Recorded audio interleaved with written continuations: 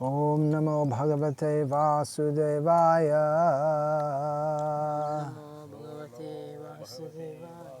Om Namo Bhagavate Vasudevaya. Om Namo Bhagavate Vasudevaya. Om Jnanatimirandhasya Jnananjana Shalakaya Chakshurunmilitam Yena Tasmai Shri Gurave Namaha. Nama Shreshtam Nanamapi Shachiputra Matra Swarupam Rupam Tasyagrajamurupurim Maturim Goshtavatim Radha Kundam Girivaramaho Radhika Madhavasham Prapto Yasya Pratita Kripaya Shri Gurum Tam Natosmi Vandeham Shri Guru Shriyataf Padakamalam Shri Gurun Vaishnavangscha Shri Rupam Sagrajatam Sahagana Raghunatan Vitam Tam Sajivam Sadvaitam Savadhutam Parajana Sahitam Krishna Chaitanya Devam Shri Radha Krishna Padam Sahagana Lalita Shri Vishakhan Vitamscha Hare Krishna, Krishna Krishna, Hare Hare, Hare Rama, Rama Rama, Hare Hare. Yeah, you can put this away.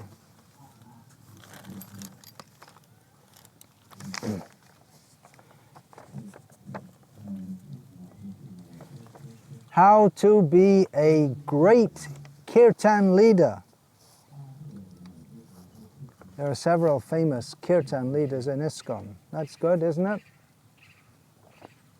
And we see that many grown-up youth or young adults or even middle-aged adults who were raised by devotee parents are really into kirtan. So that's good, isn't it? So I'm going to talk about how to be a great kirtan leader. We have the great kirtan leaders, those who are the crowd pullers at kirtan melas, the ones whose kirtan everyone wants to be there when they are singing. When they sit to sing, recording devices are placed all around them and people videograph them. Their kirtans are big hits on YouTube.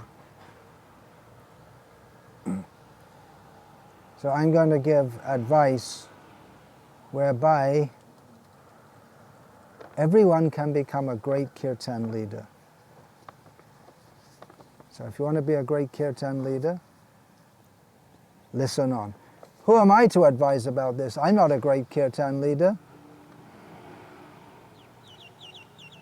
Of course, I'm not trying to advise my exalted godbrothers who truly are great kirtan leaders.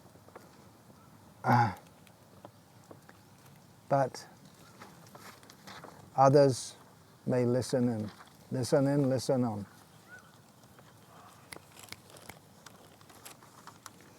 So this is the advice, how to be a great kirtan leader. It's not about taking musical training or about posture, practicing, modulating the voice. Nothing to do with that. Here's the advice. Before leading any kirtan, especially in a kirtan mela where you're going to be the center of attention, follow the full morning program that Srila Prabhupada gave for at least a month. Read Srila Prabhupada's books daily. And of course, 16 rounds and 4 regulated principles. Don't even think of leading a kirtan unless you're chanting 16 rounds and following 4 regulated principles. During the kirtan mela, when you're not singing in kirtan, you could do some other service such as prasadam distribution, or even better, some kind of service that won't get seen, such as cutting vegetables, washing pots, cleaning up after prasadam. How does that help? Does it improve your voice to cut vegetables? Or your mridanga skills? No. Couldn't you do better to spend time practicing playing the mridanga or modulating the voice? Well, service to Krishna improves the condition of the heart. Now, kirtan is also a service to Krishna, but not necessarily. What we call kirtan, it's not necessarily kirtan. Kirtan means glorification of Krishna. If a person who is singing is conscious that others are appreciating me, and they appreciate being appreciated, and they even subtly desire glorification, then that's not going to be very pleasing to Krishna. That's a contamination. Kirtan ultimately has nothing to do with the voice or musical ability. Kirtan is a matter of the heart, if we want to please Krishna. Of course, it's still best that devotees lead kirtan who have at least somewhat musical sense. They can play in time, their voice is not cracked or off-key or just otherwise unpleasant.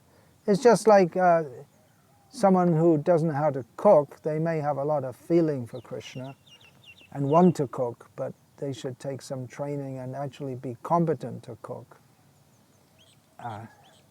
for Krishna and for the devotees. So in the same way, it's better in some ways that devotees who can lead a kirtan and have at least some basic musical, it's not really ability, but just, we could say, those who are not tone deaf or who are just a complete disaster if they try to lead a kirtan. They can't even play 1, 2, 3 on kartals when they're leading the kirtan, things like that. They don't have any sense of rhythm or melody. So those who have musical skills, good. Yeah, use it in Krishna's service. If Krishna's gifted you with a beautiful voice, then sing for Krishna. Wonderful, do it. But at the same time, we should always remember, which we will do if we regularly read Srila Prabhupada's books, because he quotes this verse that I'm going to state now. He quotes this verse repeatedly. It's really the key to developing love of Krishna, the key to glorifying Krishna. Atashi Krishna namadi na bhaved grahyam indriyai sevon mukhehi jivado swayameva spurati adaha. The name, form, qualities, pastimes, and all the transcendental attributes of Krishna cannot be appreciated by the mundane senses. But when one's consciousness is purified by the attitude of wanting to serve Krishna, and that service begins with the tongue, which begins with chanting and taking prasadam and speaking about Krishna. When the consciousness is thus purified, then Krishna is pleased to reveal himself to such a devotee. So kirtan, yeah, kirtan's a beginning. We can engage in kirtan. We should engage in kirtan. Doesn't necessarily mean you have to lead the kirtan. It's not good if someone likes to be in a kirtan only when they lead it. They should come participate in others. But the real thing is to be sevonmukh, means inclined to serve.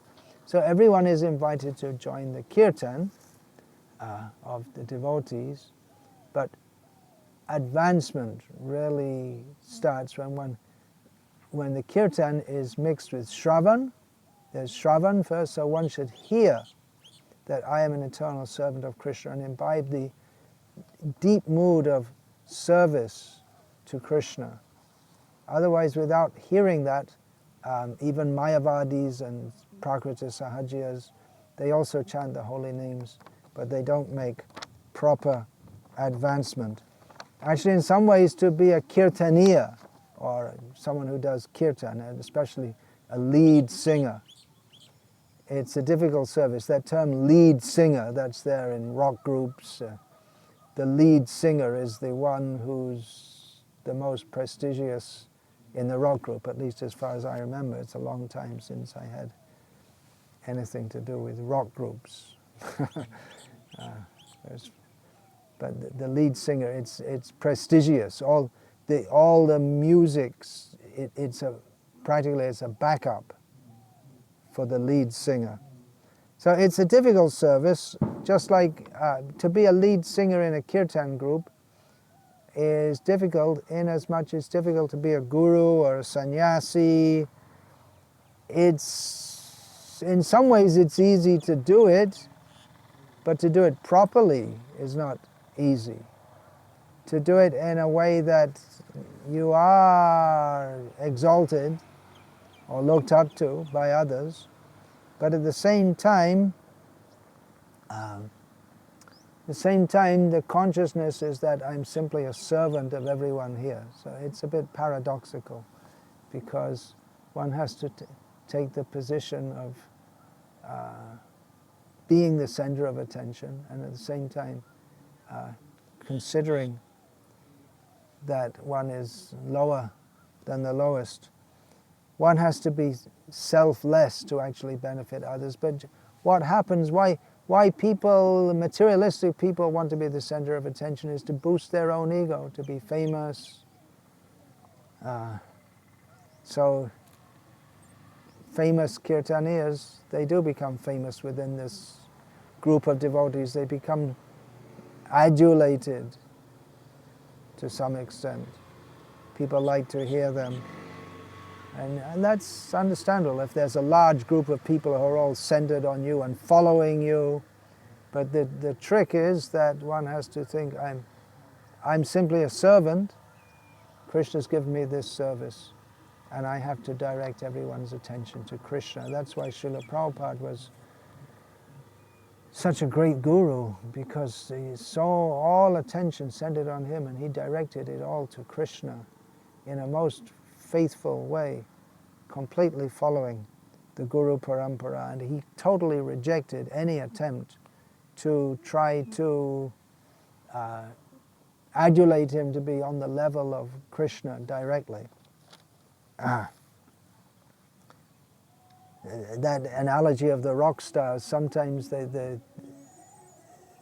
the kirtan melas they may be introduced like this. And now so and so, he blah blah blah blah, give an introduction, and it seems to me something like introducing a rock star. But we should be very, very careful, because adulation can kill bhakti. Egoism, personal egoism and bhakti don't go together at all. If there's any personal egoism, then there cannot be bhakti. If when you're chanting, there's any thought, how much do the people like it? How much are they appreciating me? If there's any thought like that, or when you see someone else singing and they're singing very nicely and everyone's centered on them, and you feel any tinge of envy in your heart, then you're in trouble. You're in trouble. The clear understanding has to be there that we are here to serve. Otherwise, if we don't have this clear understanding, this understanding of Siddhanta, Bhakti Siddhanta, Chaitanya Mahaprabhu, about Chaitanya Mahaprabhu it said, Bhakti Siddhanta Viruddha Arasa Bhas, Shunile Nahoe Prabhur Chitte Ulash. Chaitanya Mahaprabhu did not become happy if there was any statement against the proper occlusion of devotional service, or any improper mixing of mellows. There's some complex topics.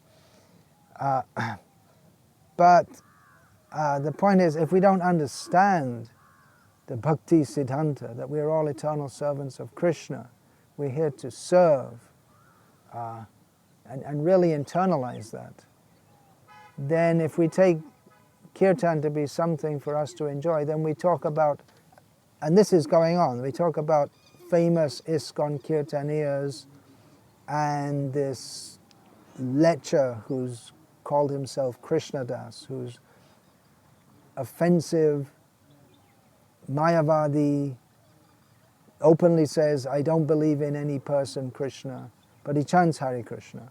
And lecha means he has loose association with women. That adulation he gets becomes, for him, a means to catch women.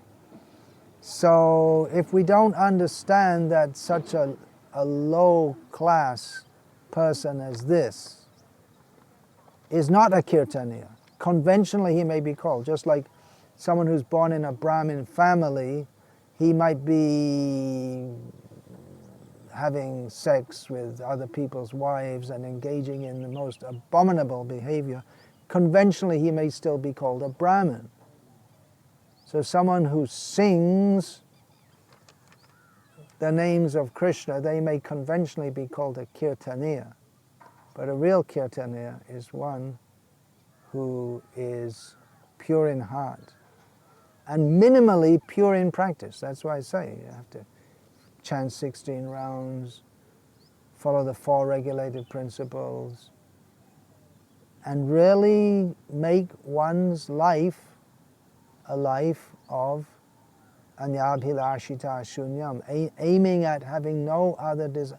It's not that we can become completely desireless overnight, but our aim in life should be clearly to be free from any desire other than with every breath, with every word, with every action, with every thought, simply to please Krishna. Everything for Krishna. So we should be careful. Shuddhanam. We should chant Shuddhanam. We should aim at chanting the holy name purely. And this was very much promoted by Bhaktisiddhanta Saraswati Thakur on the order of Bhaktivinoda Thakur. And many people in Bengal ask, what are you talking about? The holy name is pure. Where's the question of chanting the name impurely? Well, in this regard, there are warnings. Bhaktivinoda Thakur, he published the Prema Vivarta of Jagadananda Pandit, in which it is stated, Ashadu Shonge Bhai, Krishna Nam Nahi Hoy, Krishna Nam Bahire Bote Tabu Nam Kobu Noi, which means that if one is not chanting in the association of pure devotees means, in this context, people who are seriously and sincerely endeavoring to please Krishna according to the methods given by the previous acharyas, that kind of chanting with all kinds of hodgepodge people, with hodgepodge motives, Asadu Shonge, we don't get, it's not the name of Krishna, even though the sound Krishna may be produced in the ether, but Krishna doesn't have to be present there. Just like if some sinful and offensive person has a deity of Krishna, then they mistreat that deity. Or maybe they think, I am Krishna. And Krishna doesn't have to manifest in such a deity. So there are a few warnings here. I'm reading from Srila Prabhupada's books. Here's from Chaitanya Charitamrita, Madhya Lila, chapter 8, text 83. The quotes I'm reading are actually from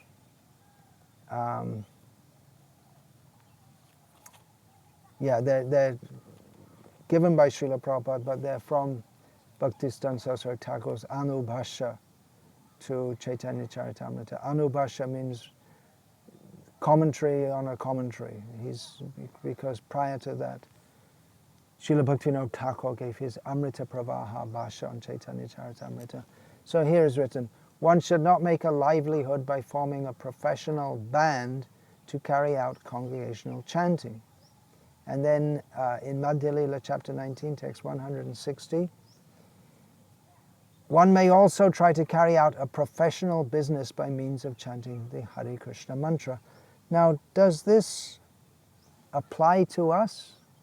professional. We don't have professional bands, but maybe it just happens like that because devotees who are popular in chanting, they get called here and there all over the world, and they don't have any time to do anything but chanting, and they need to get some income, and they get given some money, and we're on the way to having professional kirtaniyas who they chant in a way which is pleasing. We don't find out when we call kirtaniyas and pay them to fly them in to our kirtan mela.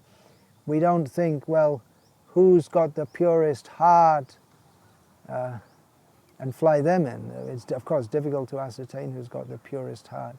But we may not even think, do they rise early every morning? Do they follow the 4 regulative principles strictly? Do they chant 16 rounds every week? Are they free from mayavad and sahajya contaminations? What do they say? What are their activities? Are they involved in sense gratification? Do they only take Krishna prasad strictly? We should see. If not, if we may be inadvertently making professional kirtan groups in direct violation of Srila Prabhupada's warnings. Whoops, maybe I got the wrong references here.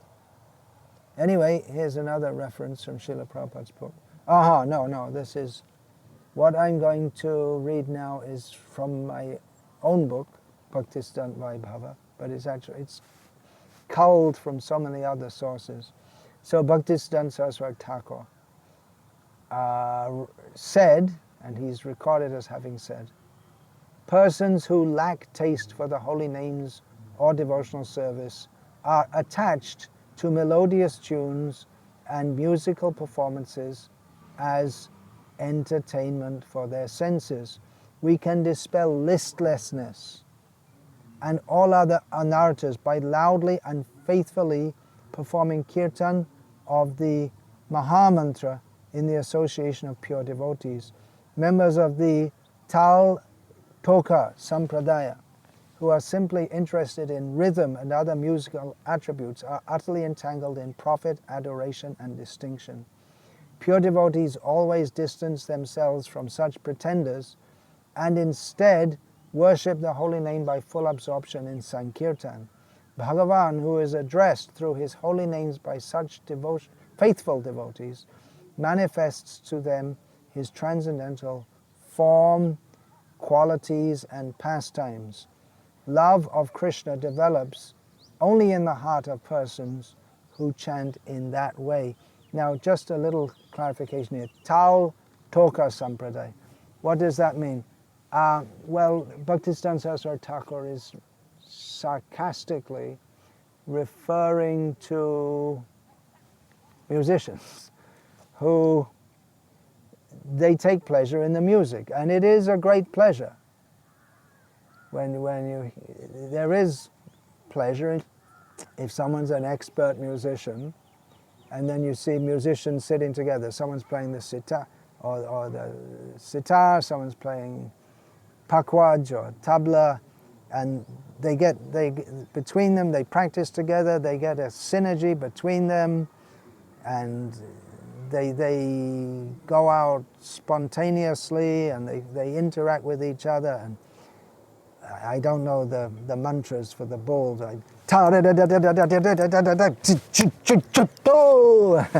You see and they're really enjoying themselves, and it's some kind of bliss.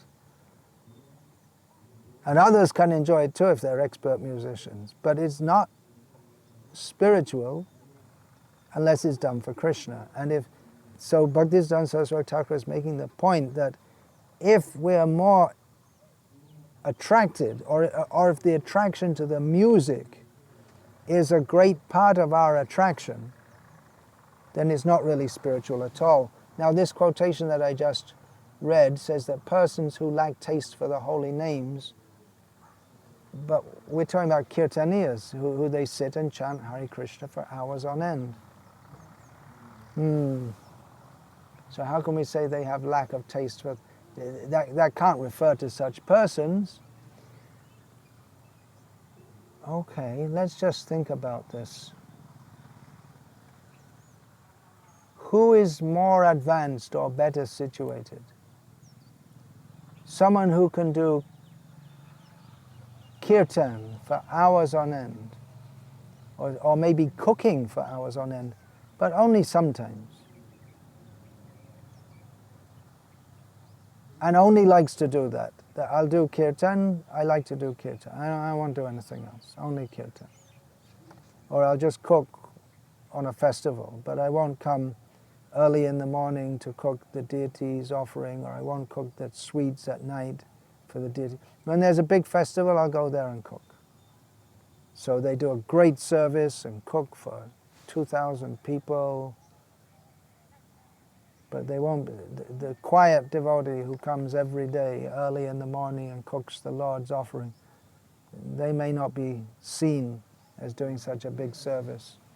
So similarly, someone may do kirtan in a big assembly. Do they chant 16 rounds? Do they get up early in the morning for Mangal Arati, kirtan? Does anyone in kirtan melas, do they even have Mangal Arati?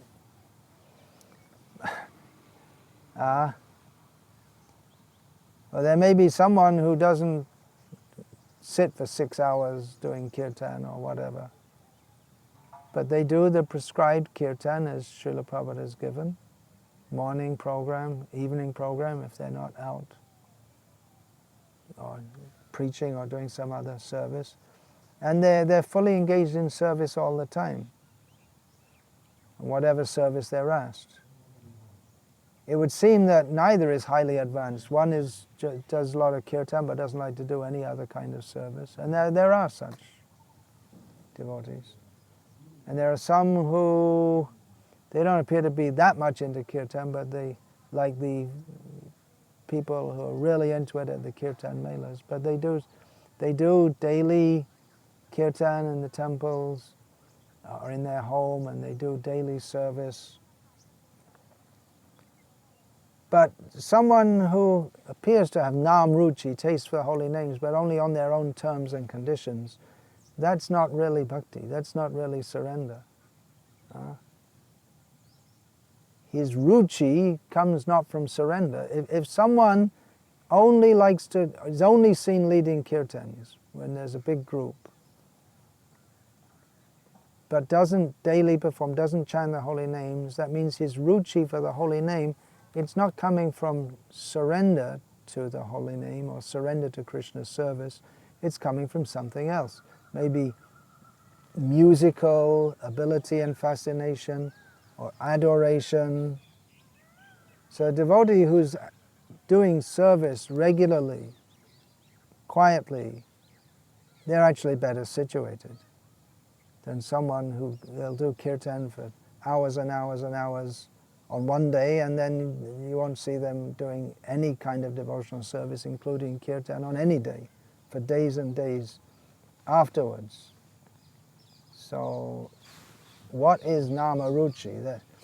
Srila Prabhupada actually stated that if one is purified by following Sri Chaitanya Mahaprabhu's orders, that is, by chanting the holy name of Krishna, that's Chaitanya Mahaprabhu's order, right? To chant the holy name of Krishna, then one must certainly be eager to render service to the Lord. This is the test. When one engages enthusiastically in the Lord's service, it is to be understood that he is reaping the results of chanting the names of Krishna and Hari. So you may say, well, chanting is also service. Yeah, but it's not the only service. There are so many services to do in Krishna's service. So these quotes, they may be applicable to us. I'm not pointing the finger at anyone. I'm just saying that if the shoe fits, then wear it. If we're in this situation, and it's quite possible we could get in this situation, then we have to be very careful of that. Because it's not that we're impervious to such possibilities. There, yeah, here's something that I wrote. There's a great danger for devotees that fascination with the musical aspects of kirtan overshadows their attachment for the holy names. Although they have much taste for chanting, they remain kanishta adhikaris and do not make tangible spiritual progress because of their subtle attachment to personal pleasure in kirtan, which may be unknown to themselves and to others. That they're actually, they don't know that, because it's so subtle, that their attachment is to the anartha and not to the anartha of wanting to enjoy the kirtan on a musical level, or wanting to enjoy the adulation of others, or the praise that comes. So others may not notice that, and the person themselves may not notice it, but it contaminates the whole Vaishnava society through the medium of blissful kirtans. People think it's blissful kirtan. They think a blissful kirtan is something you go to, some kirtan mela, or when someone is leading some kirtan who's really blissful, and then we like to join, but we don't like to join otherwise. And because we feel some happiness, some bliss in such a kirtan, it's almost impossible to communicate to the participants in such kirtans that the joy that they experience is not necessarily on the fully spiritual platform. It's mixed up. And there's a whole section in that Sri Bhaktisiddhanta Vaibhav of how Bhaktisiddhanta Saraswati Thakur, he detected this. And he stood against that, the whole attitude that we will be, if we are happy by doing kirtan, that means it's a good kirtan. And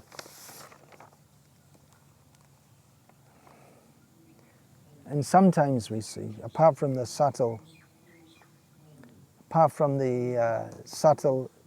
contaminations which might be there, which are dangerous, sometimes it gets somewhat gross also. You see some kirtan, some of the kirtans that the men with playing mridanga with big muscles and some tattoos, and young girls dancing in such a way that, how to put it, let's say that it might not be the most chaste way, sexual overtones, to be frank. And we see it can be there. And of course kirtan, do kirtan, great, do kirtan. And somehow people are chanting, you could say that it's better than nothing, don't get on the case of others, but at the same, I really don't want to discourage, but at the same time, we have to encourage the spirit, or not just encourage, we have to maintain the spirit of anyabhilashita shunya bhakti, devotional service performed only for the pleasure of Krishna. Otherwise, the whole of ISKCON will go to hell. That's where we go. That's where we go to hell if we don't have the spirit of selfless service to Krishna. That's in Bhagavad Gita, that Trividhang Narakasyedam Dwaram Nashanam Atmanaha Kama Krodhas Tata Lobhas Tasmat Etat Trayang Tyajet. There are three gates to hell: lust, greed, and anger. So they should be given up. But if we don't have a spirit of full surrender to Krishna, then we're going to be cultivating these three things. And then the question of offense comes in. Of course, no one's completely pure, and kirtan is purifying, cheto darpana marjanam, but it's purifying if it's accompanied by proper hearing and proper association. Otherwise, bahujanma jadi kare shravan kirtan tabutanapai krishna pade premadamne. The warning is there, that if we're offensive in our hearing and chanting, even we may not know or be grossly offensive, and no one says, everyone thinks it's great, no one's pointing out there seems to be something wrong here, then it can be all off direction.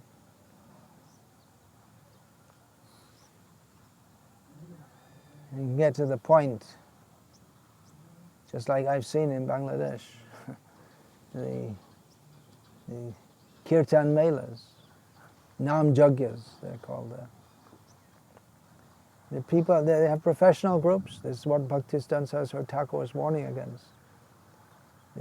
After their gig, which might be 2 hours or so, they go off and then immediately they smoke a bidi. For them it's a long time to go, 2 hours without a bidi. So, for all, and they have to show while they're chanting a lot of verve and emotion, otherwise they won't get, they're an entertainment group, and they won't get called unless they put on a good show. So they have to put on a good show, but toward the end of the gig, they're thinking of their bidi. And I've seen sometimes the next group is late, often they're late coming on because they have to dress up with fancy dress and put bells on their feet and all this kind of thing. Check their mridangas are properly tuned and everything. So they're often late coming on, and they just want to squeeze in one last bidi before they come on. And you'll find the group who goes overtime because they can't stop, they have to keep on going. Then they're going with full jumping, and when their time's up, because they don't look at the watch, they didn't have watches in those days. I was the only one, when I was in the villages in Bangladesh in 1980s, who hadn't seen a watch. So when their time's up, then they'll just do it, Hare Krishna, Hare Krishna, just perfunctorily, because their time's up, they did what they're paid for, and they don't get overtime. So, and then you can see they're getting angry, why is this other group not coming? So it can come to that. I've also seen people jumping up and down in ecstasy, apparently, chanting some kirtan names, names of some completely bogus imagined avatar. So it looks like it's ecstasy, but how can it be? It's not spiritual ecstasy because it's totally bogus. In Bangladesh, there's so many bogus avatars all over the place. So people, it seems like ecstasy, but it cannot be because it's not. Shruti, Smriti, Puranadi, Pancharatra, Vidhing Vina, Aikantaki Hare Bhakti, Utpate Eva Kalpate. If it's not properly following the standard scriptures, then such so-called devotional service is simply a disturbance, and that's why Bhaktisiddhanta Saraswati had to fight against all this, because they're just creating a disturbance in the proper understanding of bhakti. So,